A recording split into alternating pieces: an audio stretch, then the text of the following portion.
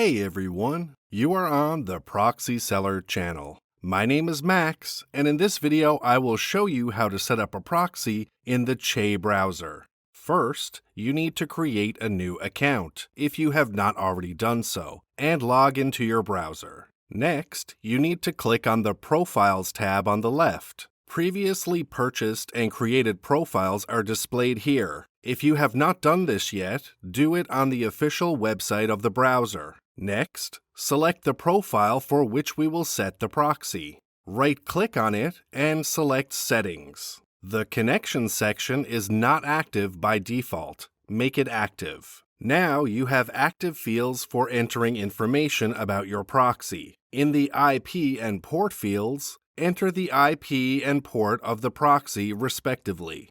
If you have a free proxy, then you do not need to enter anything else here. But if you are going to set up a personal one, then enter the username and password in two fields on the right. When everything is entered, it is necessary to check the proxy for operability. Click on the Check Proxy button. If the check was successful, then the proxy is operational, and you can use it in the browser. If the check fails, then enter another proxy. When the data is entered and the performance is checked, click on the Save button.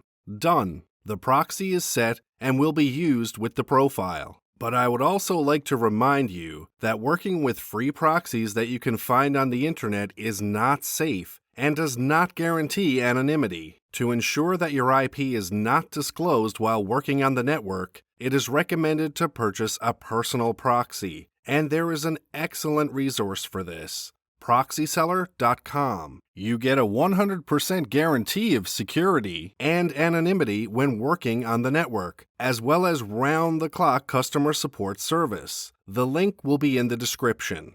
Thumbs up, and don't forget to subscribe to the channel. That's all for now. See you guys in the next video.